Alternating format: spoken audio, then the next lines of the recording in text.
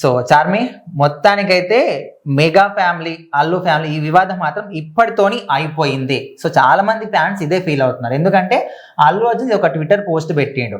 మనకు రీసెంట్ గా పుష్ప 2కి సంబంధించి టికెట్ల పెంపు హైక్ చేయడానికి గవర్నమెంట్ నుంచి కూడా వాళ్ళకు యాక్సెప్టెన్స్ వచ్చింది. పవన్ కళ్యాణ్ ని అదే విధంగా చంద్రబాబు నాయుడు కూడా అందరిని కూడా మెన్షన్ చేసి థ్యాంక్ యూ సో మచ్ అనే విధంగా ట్విట్టర్ పోస్ట్ పెట్టిండు. సో దీని గురించి నువ్వేం ఫీల్ అవుతున్నావు? అసలు లొల్లి ఎక్కడ ఉందని, అసలు లొల్లి పడుతుంది ఎవరు ఆడ? సారీ అసలు ఎక్కడైనా సారీ అని ఉందా? సారీ లేదు, ఎక్కడ ఉంది? థ్యాంక్ యూ అనే ఉంది. అసలు ట్విట్టర్ లో కాకుండా న్యూస్ లలో కూడా సారీ చెప్పిన అల్లు అర్జున్ అంట. సారీ ఎప్పుడు చెప్పారు, దేనికి చెప్పారు? అసలు లొల్లి ఎక్కడ ఉంది? అసలు లొల్లెక్కడైంది. And more overly mega versus Allu అనేది క్రియేట్ చేసింది ఫ్యాన్స్. అండ్ ఇంకోటి ఇది స్టార్ట్ చేసింది కూడా అల్లు అర్జున్ ఫ్యాన్సే. మెగా అభిమానులు ఎప్పుడు కూడా కావాలని ఏం అనలే. అండ్ పవన్ కళ్యాణ్ ఏం మాట్లాడినా తప్పు పట్టిన వాళ్ళు ఇప్పుడు మరి సినిమా రంగానికి సంబంధించి ఆయన ఖచ్చితంగా దీనికి సపోర్ట్ ఇస్తారు కదా. ఎందుకంటే ఆయన ఒకనొక టైంలో సినిమాలలో ఉన్నారు.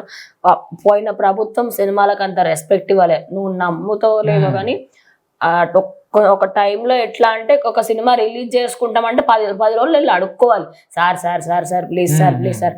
చిరంజీవి వెళ్ళినా కూడా అంతే, అది ఆ లెవెల్ ఆఫ్ రెస్పెక్ట్ ఇచ్చారు సినీ ఇండస్ట్రీకి. అందుకే ఇన్ని ఇయర్స్ గా భూస్థాపితం అయిపోయింది. అంటే సినిమా వచ్చినా కూడా టికెట్ల రేట్లు పెంచుకోలేని పరిస్థితి, పెంచుకున్నా కూడా దానికి 100 రిస్ట్రిక్షన్లు.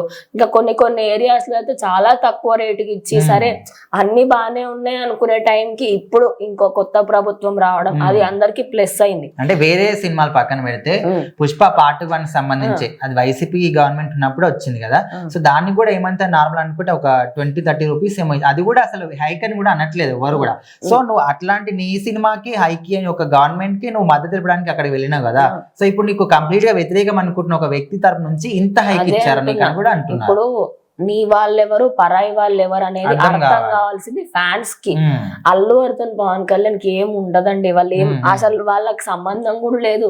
అసలు బయట ఇంత జరుగుతుందని కూడా ఆయన తెలియకపోవచ్చు, తెలుసున్నా కూడా వాళ్ళు దాని గురించి పెద్ద సీరియస్ గా తీసుకోరు. పిల్ల బచ్చా క్యారెక్టర్లు ఇవన్నీ చేసేవి. ఎర్రచందన గురించి మా హీరో చేశాడు, ఆయన ఒక్కనే చేశాడా? అసలు ఇంకా ఏ హీరో ఎక్కడ లేదా? ఏ హీరోకి అసలు ఆ టాపిక్ లేని సినిమాలు ఏమి లేవా? అంటే ఏది దొరుకుతుంది దాని గురించి మాట్లాడారు. ఈయన ఏంటంటే హైక్ ఇచ్చినందుకు థ్యాంక్ యూ చెప్పారనమాట ఖచ్చితంగా. ఎందుకంటే వాళ్ళు హైక్ ఎక్స్పెక్ట్ చేయలేరు. ఇంత నెగిటివిటీ ఉంది కదా, పవన్ కళ్యాణ్ గారు ఒప్పుకోరానే అనుకున్నారు. కానీ ఆయన ఒప్పుకునేసరికి అంటే వాళ్ళు కూడా అరే ఆయన ఎంత గొప్ప మనసు, ఇంత ట్రోల్ చేస్తున్నారు ఆయన ఫ్యాన్స్ అని చెప్పేసి మెగా అభిమానులు ఇప్పుడు అంటే ఆయన ఒక మాట కూడా ఇచ్చింది పవన్ కళ్యాణ్. ఎట్లా అంటే ఇట్లా ప్రొడ్యూసర్ అందరూ కూడా మీటింగ్ అయినప్పుడు సో మన సినిమా ఇండస్ట్రీ డెవలప్మెంట్ కావాలి మనం అందరూ కూడా కోరుకుంటాము అని ఒక విధంగా మీరు టికెట్ల హైక్ విషయంలో మాత్రం కంప్లీట్ గా అయితే మద్దతు తెలుపుతానే విధంగా కూడా చెప్పి అదే అంటున్నా. మీకు తెలియకపోవచ్చా అంటే సరే మరి ఒక్కటే పాయింట్, మరి మీకు అప్పుడు మీరు సపోర్ట్ చేసిన పార్టీ వాళ్ళు మీకు ఎందుకు హైక్ ఇవ్వాలి?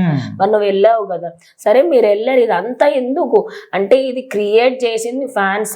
వాళ్ళు ఎండ్ చేస్తున్నారు అంతే. ఆయన పాపం మీద 2 సార్లు ట్రై చేశాడు, ఈయన ఒకసారి ట్రై చేశారు. ఎప్పుడో ఏదో ఇంటర్వ్యూలో మాట్లాడుతూ Allu Arjun is a very hard working person అని కూడా చెప్పారు.